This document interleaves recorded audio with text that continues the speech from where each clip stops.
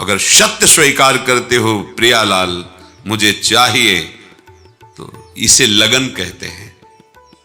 इस लगन में ऐसी अगन है, नारायण हरि भजन में पांचों न सुहात, विषय भोग, निद्रा, हंसी, जगत प्रीति और बहुबात। अच्छा नहीं लगता। जिस नींद में आप सुख लेते हैं, उपासक उस नींद को धिक्कारता है।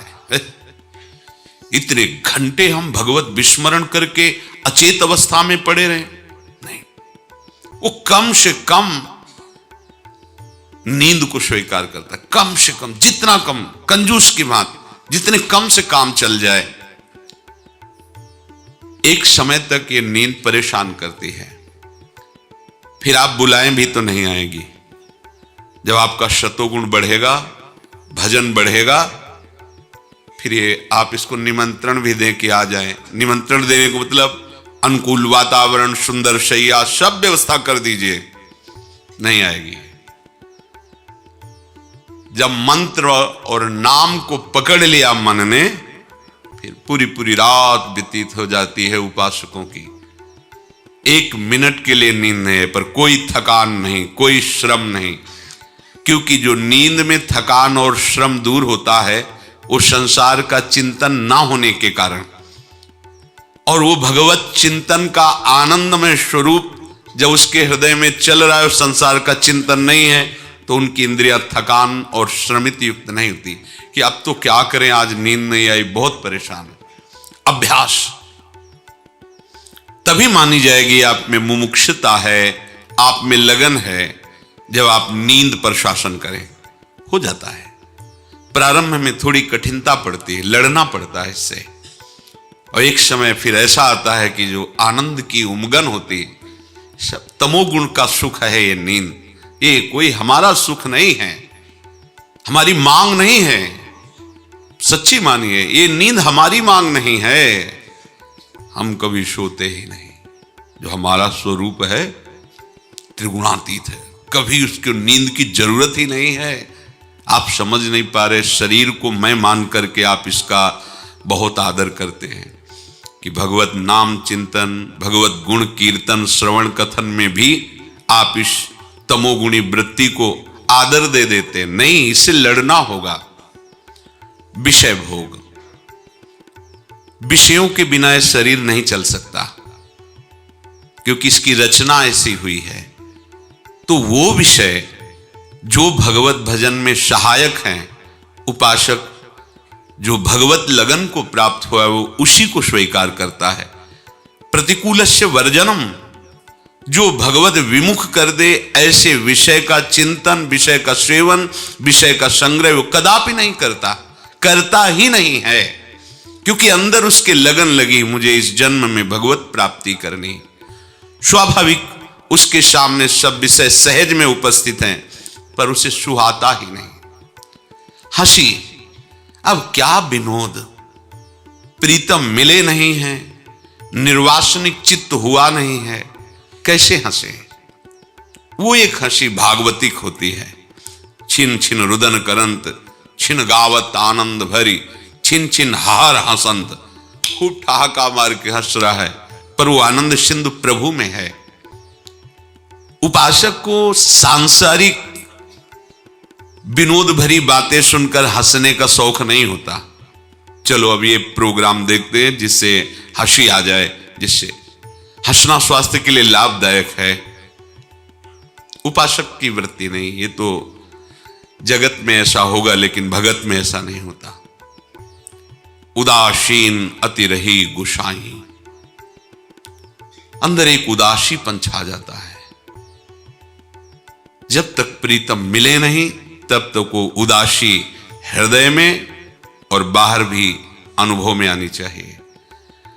बहुत बड़ी से बड़ी सुख सामग्री प्राप्त होने पर कोई हर्ष नहीं है, बड़ी से बड़ी सुख सामग्री नष्ट होने पर कोई शोक नहीं है। इसे उदासीनता कहते हैं। न हर्ष है, न शोक है, न मित्र है, न शत्रु है, वो उदासी रहता है। ये उदासीनता भगवान की कृपा से आती है। इसमें फिर किसी विषय संयोग की इच्छा ही नहीं रह जाती। जगत प्रीति, संसार में व्यवहार बढ़ाना, यह जगत में होता है, भगत में नहीं होता। भगत तो समस्त संबंधों को मिटाने के लिए तत्पर रहता है। कोई हमें अपना कहने वाला ना हो और मेरा मन किसी को अपना ना कहे। यह उपासक की नींव होती है। जो उपासक भगवत प्राप्ति की लगन और अगन से युक्त नहीं हुए बात नहीं समझ सकता, और जिसके हृदय में आग लग चुकी है, बस अब तो मुझे भगवत साक्षात्कार करना है, वो समिटता है, फैलता नहीं है, परिचय बढ़ाता नहीं है, परिचय मिटाता है। अगर उसका परिचय है तो नाते नेह राम के मनियत सुहृद सुसेव्य जहां लो। जितना भी परिचय है वो श्री जी के संबंध से है, प्रियालाल के संबंध से है, उसका जागतिक संबंध से कोई परिचय नहीं होता। जगत प्रीति और बहु बात, जैसे कंजूस एक एक पैसा संभाल कर रखता है, ऐसे ही वो उपासक अपनी एक एक श्वास को संभाल कर प्रभु के चरणों में समर्पित करता है। व्यर्थ बात करने का उसके पास अवसर नहीं है।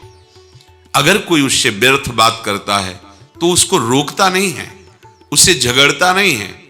उसके पास एक बहुत बड़ा अस्त्र है, उदासीनता। बस आंख खुली है बंद, उदासीन। उदासीनता यदि आ जाए तो पास में बात करते हुए भी आपको सुनाई नहीं देगा। अगर सुनाई भी देगा तो रति नहीं होगी। वो अपने नाम में, मंत्र में, अपने प्रीतम के चिंतन में तन्मय है। लगन तभी मानी जाएगी जब आपके अंदर ये 5 बातें आ जाएं: विषय भोग, निद्रा, हंसी, जगत प्रीति, बहुबात। ये अच्छी ना लगे। नारायण हरि भजन में ये 5 न सुहात, नहीं अच्छा लगता। अगर ये अच्छा लग रहा है तो अभी मुमुक्षुता जागृत नहीं हुई, अभी लगन जागृत नहीं हुई। इसमें तो अपने प्राणों को जो सारा जगत प्यार करता है, वो पुष्प की भांति चढ़ाने के लिए उत्साहित हो जाता है, जिसके अंदर मुमुक्षुता जागृत हो जाती है। नारायण अति कठिन है हरि मिलन की बाट, या में पग पीछे धरे प्रथम शीश दे काट। शीश काटने का तात्पर्य है अपने अहम को, अपने महांतों को प्रभु के चरणों में समर्पित कर दिया। उसके लिए मृत्यु भी अब खिलौना लग रही, बस किसी तरह प्रभु मिलने चाहिए। अगर करोड़ों प्राण होते तो एक साथ दे करके भी हम प्रभु को प्राप्त करते। यहां तो 5 या 10 प्राण हैं। बहुत सावधानी। लगन लगी और कोई भोग अच्छा लगे, बात समझ में नहीं आई। ब्रह्मादिक के भोग सब विषम लागत है। क्यों? क्योंकि विरह कमंडल कर लिए बैरागी 2 नयन, मांगत दर्श मधु करी, छके रहत दिन रहन। विराग्नि हृदय में जली है, कैसे प्रभु मिले। नेत्र विरही हो गए हैं, अब कहीं लगते नहीं, कुछ अच्छा नहीं लगता। बस अगर मांगता रहता है तो यही मांगता रहता है, हे प्रीतम आपका सानिध्य, आपका अनुभव, आपकी सेवा मुझे प्राप्त हो। इसे कहते हैं मुमुक्षुता, इसे कहते हैं लालसा, लगन। राधे राधे दोस्तों, सबसे पहले तो नवरात्रि की आपको हार्दिक शुभकामनाएं। दोस्तों, अगर आपको ये वीडियो पसंद आया हो तो इसे लाइक करना बिल्कुल मत भूलिएगा। अपने दोस्तों और परिवार के साथ शेयर करें ताकि और लोग भी इसका आनंद ले सकें। और हाँ, अगर आपने अभी तक चैनल को सब्सक्राइब नहीं किया तो जल्दी से कर लीजिए। साथ ही बेल आइकन दबाइए, जिससे आने वाली हर वीडियो आप तक सबसे पहले पहुंच सके। आपका सहयोग ही हमें अच्छा कंटेंट बनाने की प्रेरणा देता है। धन्यवाद।